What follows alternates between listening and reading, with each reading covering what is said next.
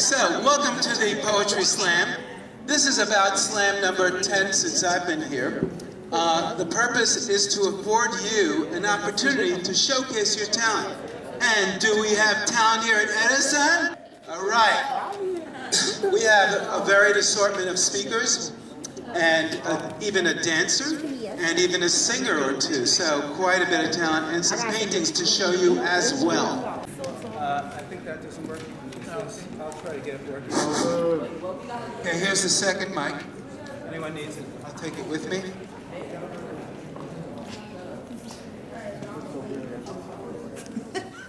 All right, so my class who's here is junior English, and I'd just like you to remember at least one line that you liked a lot during the performances today. So you'll be asked to quote that one line to me when we get back to class, either today or on Monday. This is Zachary Ramos, who will read her poem Wired, and at least part of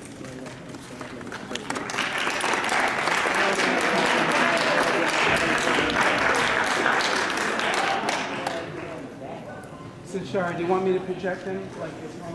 Yeah.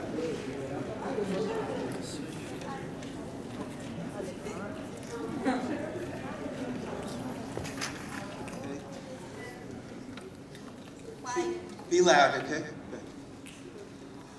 Hush and don't say a word. Simply watch or listen to the chaos that occurs.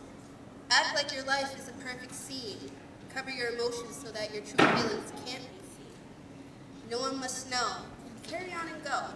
Be polite and think before you say no. It will be a shocker, but everyone will know in your gut that you have been talking, but in reality, your mouth is wired shut. Loud. You have to be louder in the mic, Zachary, but thank you. Let's applaud her. All right. Before she continues, we're going to look at the actual text for a moment, okay? With what media? I drew it. With pen and ink or tempera paints? I did it with paint, ink and pencil. Pencil, paint, colored pencils? No. Use any tempera ink on this part? I used paint. Paint, regular paint, okay. The Girl in the Black Horse, you gonna read some of this for us? Okay, The Girl in the Black Horse by Zachary Ramos. Hold the mic closer to you. There once was a little girl named Camille. Every night she would untie her red ribbons in her hair and stare out the window.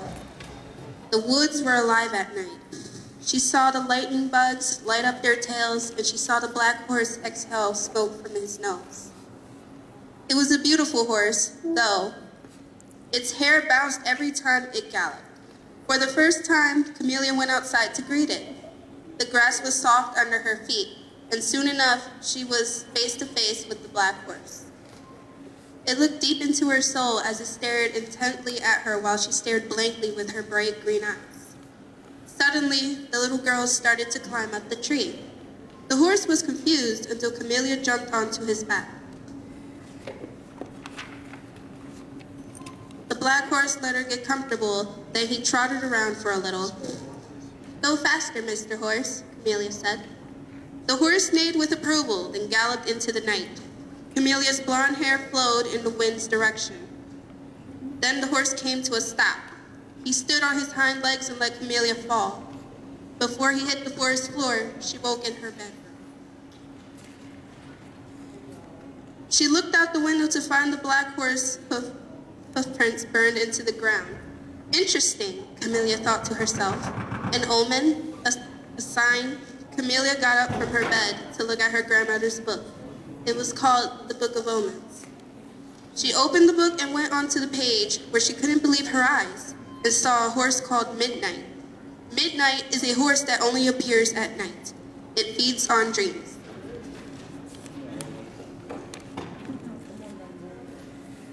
If you were ever to encounter one, you will be persuaded by its stare to ride it. If you do, your soul will be entwined with Midnight, Camellia read out loud. Midnight neighed outside Camelia's window. It was raining, but it didn't rain around the horse. I get it. Camellia said to herself. She grabbed both of the red ribbons and ran outside into the rain. She ran towards the horse and tied both of her ribbons together. Then she threw her ribbons around Midnight's neck and swung onto his back. Then Midnight neighed and began to run into the forest again. As he ran through the stormy night, Camellia realized the rain started to wet the horse, and the flowers began to grow on him. Midnight stopped completely. I guess now I can call you Daylight, Camellia said with a big smile.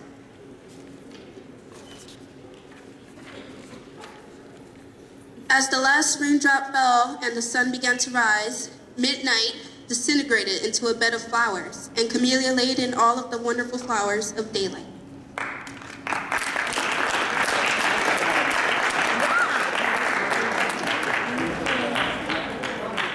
Thank you, Zachary. She said she was good before. You could have told me. No, you good. Where's Marvin? Where's Marvin?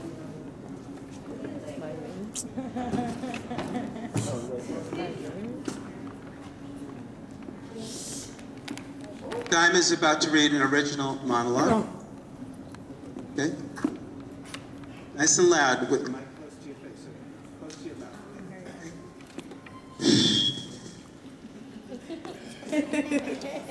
I'm a little nervous, so y'all gotta bear with me, alright? It's like, oh my God. Alright. Hi, my name is Diamond. I think I'll tell y'all a little bit about myself.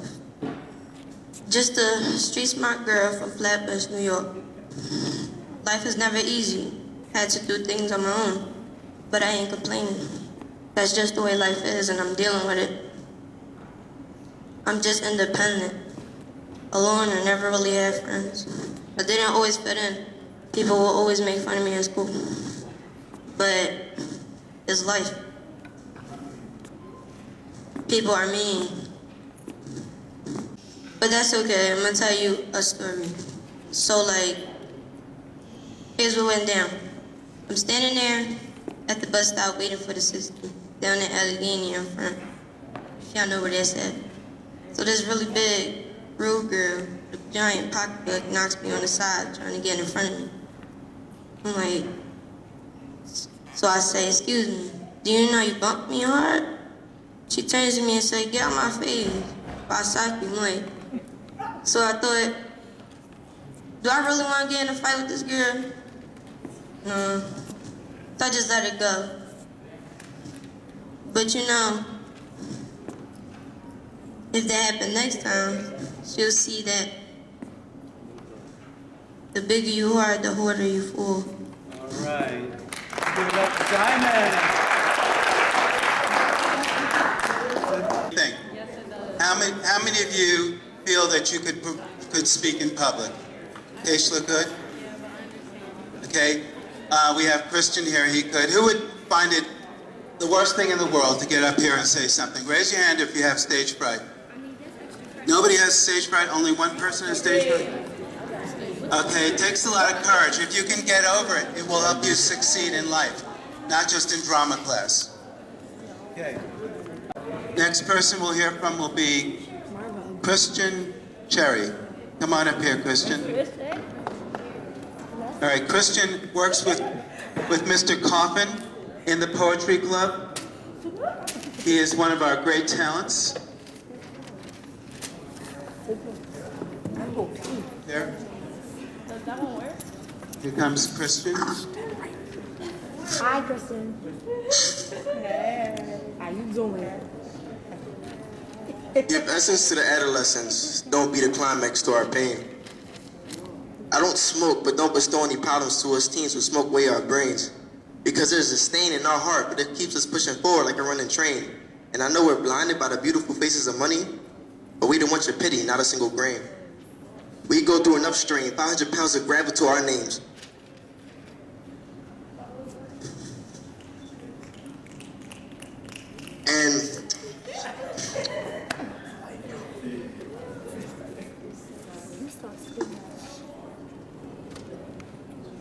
And besides being 6 feet under in this one life game, we're being held 6 feet in a miniature house with bars because we don't know how to make do with our gaseous state like emotions that's impossible to contain.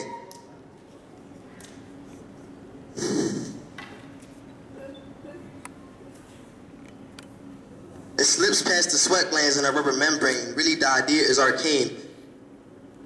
It holds all our physical matter, but isn't able to sustain our conscience, and it makes us feel unstained. So let me say this. Do not send the idea of bane upon us. Give essence to the adolescents. Do not provoke our fame.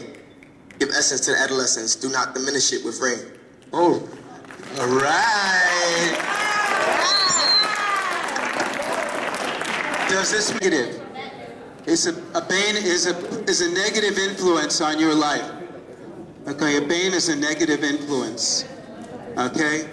Provoke, I think you know. All right? Nice job. Christian, if we want another one later, do you have a second one for us? One of Mr. Coffin's great students, Tyrone Tillman. Let's give it up for Tyrone. Tyrone! What you doing?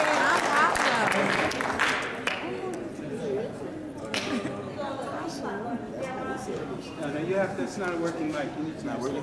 Which one is it? He's just doing like popping one real quick. Hold it close to your mouth.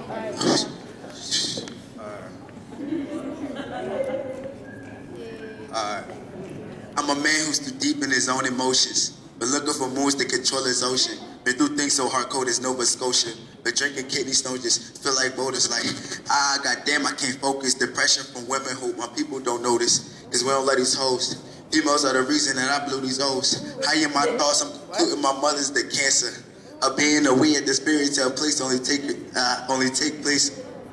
Creating insecurity. That I need a woman that I attach to too quickly, so when gone I indulge in impurities. And those women who spirit of me only remind me of my mom, who in my mind was in a fairy tale place, but in actuality was in an incarcerated state with broke gates, which from upstate held me and my siblings to separate.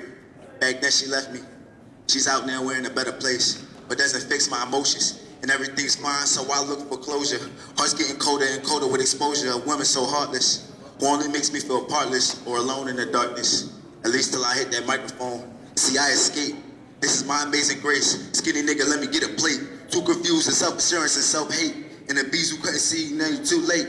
But I'm used to getting fronted on. Little brother Pop was absent. I don't want him to look at me like Tardy's the fashion. And my mind's the party is absent.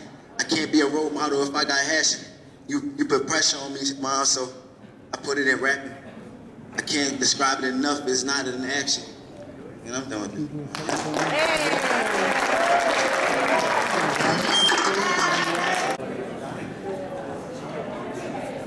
What are some images that you got from Tyrone's poem? It's on the floor. It's on the floor. Right here. That is that's my words. All right, ladies and gentlemen, let's give it up for Zaire Douglass. Pardon me.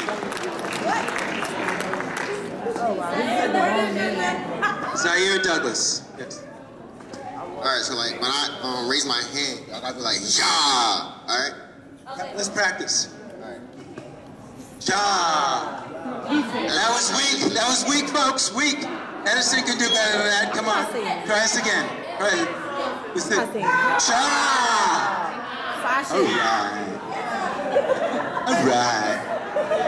I'm done with you. Wait till everyone's quiet. Everybody's almost quiet. Shh. People in the back there, no talking, please. Hello. Shh. Thank you. Thank you. Ready? Shh. Please stand in the light because you're being photographed. You want to get some light on your face. That one doesn't work for some reason. That you have to hold it. Hold it near your mouth, please. All right. All right. So I've never believed in love. Love doesn't exist. Yeah. I've never believed in love at first sight, like it's hard to explain, so amazing yet mundane, euphoria at an arm's reach are her eyes. Engulfed in butterflies my stomach cannot contain. See, they do backflips, hat tricks on a fragmented madness I like to call my emotions. It's like Cupid is mixing his arrows with 50 Shades of Grey, a pinch of Titanic, and a dasher of Romeo and Juliet. In all honesty, she and I, we just met, so note to Cupid, stop cooking.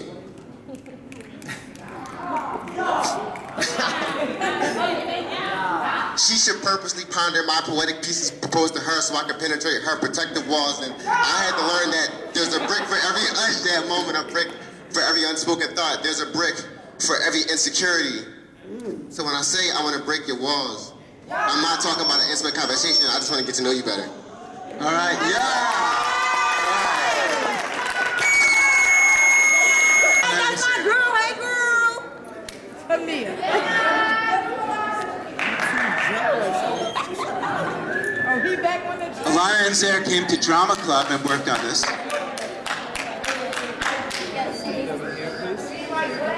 Y'all not gonna cover my hands?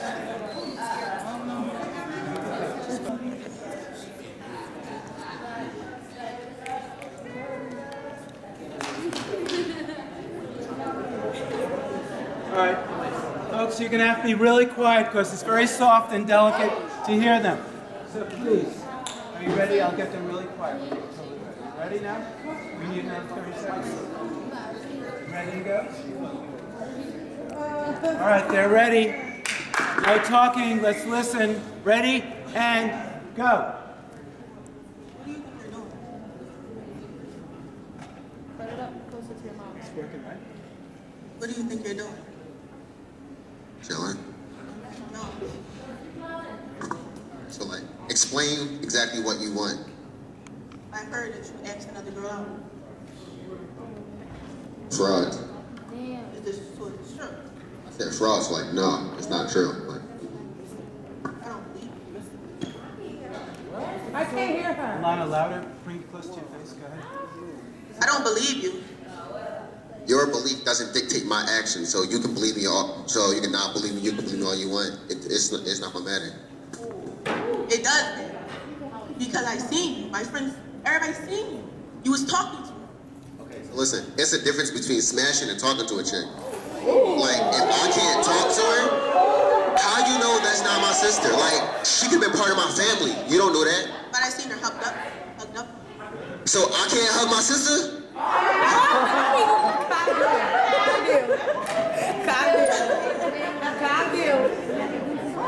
If you hug your sister the way you was hugging her, it's a problem. So like, I don't know what to say. If you're gonna let your thought friends dictate your beliefs and every one of them on my actions, then we obviously can't be talking. Well, maybe we shouldn't be talking. All right then.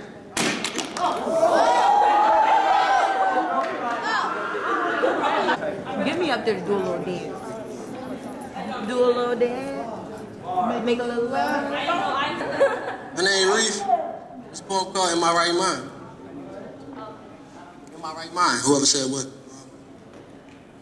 I am no Einstein, but in my right mind, I should keep calm. I'm gonna reach mine. Young man of the house, been responsible to feed mine. The rich ate while we growl when it was feast time. Pissed that we grow up, wanna mimic the street grind. I'm glowing with hope that I'm gonna be on them street signs. I'm smart enough to know that we risk our souls on them street sides. Learn wrong, blended with righteousness since knee high. But the hate falling over my head, I'm trying not to drown. Probably why if a homicide happened, Reef ain't making a sound. I was forced to play this foul game with no out of bounds. Try to play it for it won't work, it's just gonna bring you down. Dreams are taking the world by storm, talking town to town. Take my advice, every move you make, think twice. Got 10 cousins doing decades, 25 doing life. I know one thing for sure, them PDs, they ain't right. Sign combos with the DAs, telling you with them clients' life. To avoid all that, I'ma chase my dream right. Been in the bad flow, I dream chase during the night. I done seen plenty do it wrong, I can't go like that, I'ma do it right. Keep my faith and my hope strong, my dreams in grasping sight. In my right mind, trust me, we gonna be all right.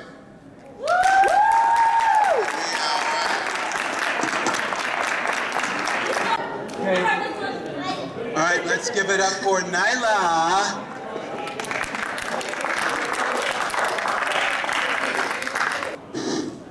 All right. This is called Moon.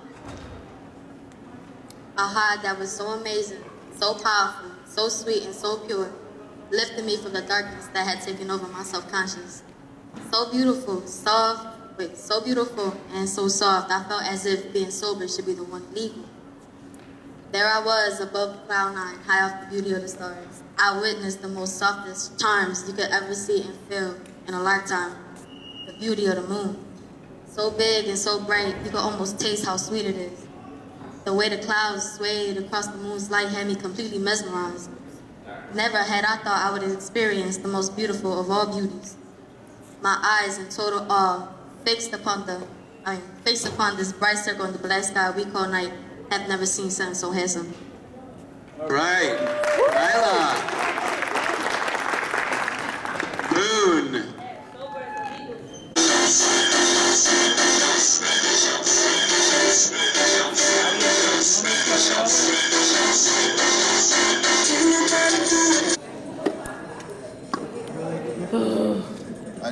This poem called Love.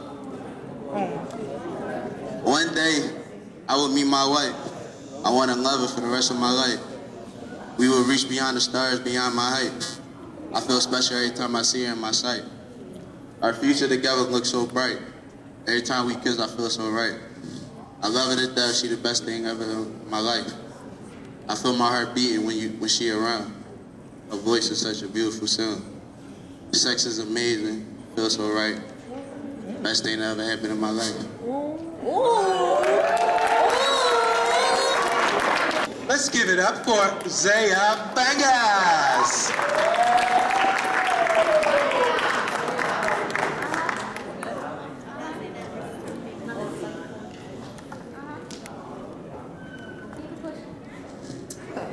Broken records in my head of last night, how you laid in my bed. Whispering the sweetest love, I just soaked it in. To betray my wishes like I ain't shiz. Misunderstood in a misfit place. So hard to stitch a smile when it's just a lot of pain. Wonder of beauty in the flower petals, while your tears sonic with rain. Same old days, with the same old throbbing veins, while your heart hits an avalanche of crippled reasons on why pain is so important to the most sensitive.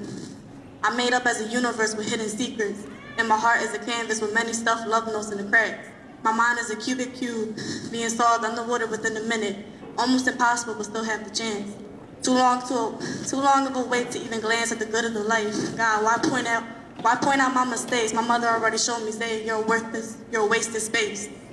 Maybe that's why I black out midday. I'm nothing but a soul lost in cracks of her scars that she just given a name. All right.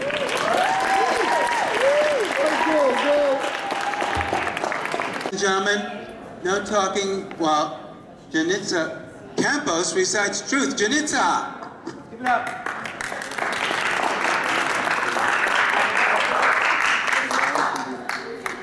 If you die, you tell the truth.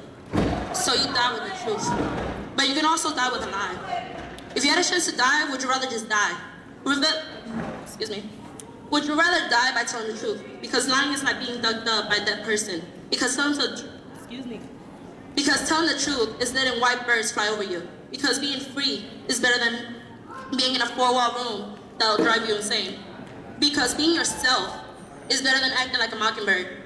But because telling the truth may actually give you another chance at life. Or you'll most likely just die with your conscience and a good mindset because you did what you wanted to do. You told the truth.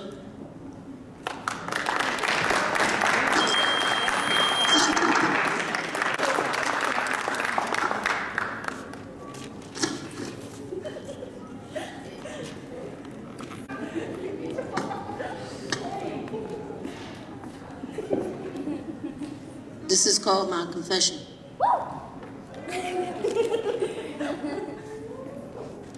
The feeling of devastation and fear filled the room as I entered. Eyes blurred from the tears that I shed as they ran down my cheek. The sour taste of salt passed by my lips. The moment that I thought it would have been the last breath that I took. The last tear that I shed. The last time I would face life. Standing there feeling as if I had just been shot in my chest. All these feelings and thoughts running through my head, wondering what would my parents think of me once I had confessed what I've been holding back so long. Nothing but a million thoughts running through my mind. What will my mother say when she finds out her only daughter is a homosexual? What scared me the most is what my father thinks, knowing how homophobic he is. Knowing I'm his only, and not only am I his first, I'm his only but his last. Sadly, my father had lost his ability to reproduce. All I could think about was how disappointed my mother would be and how much my father would hate me. Here goes nothing, I think. Mom, I have something to tell you. She sweetly responded, yes, but with a worried look on her face, and she saw how terrified I was. What's wrong? She said, talk to me. I paused, took a deep breath, and quietly said, I like girls. My heart was pounding so fast and so hard, I think you could hear it through my chest. She looked at me and smiled while I sat there feeling so lost and so confused. I asked, are you mad at me? And she said, no, not at all. I knew since the moment I held you in my arms, this is who you would be. I'm more than excited, even though I did not show it. How could this be? Am I dreaming? Is this real? I asked myself. She didn't even question me. I couldn't be happier. Even though she accepted me, half of me was still broken because I knew my father wouldn't have taken it so easily. And I was right. When I confessed, he told me I was going to hell. He had told me I was no longer his daughter, and he didn't accept it. I was so upset, like if a dark cloud was hovering over me. He told me it wasn't me and that I was going through a phase. All I could do was cry. I cried myself to sleep every night thinking I'm not normal. Maybe I wasn't made to be on this earth because that's how he made me feel. He would look at me with so much rage and disgust. I would always want to speak to him about it. I loved him and I wanted to make things better even though he hated me. I always was Daddy's little girl. But he could never get over the fact that his 12-year-old little girl was a homosexual. For now, I am 18 and he still disowns me. But I am wiser now and I realize I love me. And that's all that matters. Well, I would always be his little girl. This is my confession.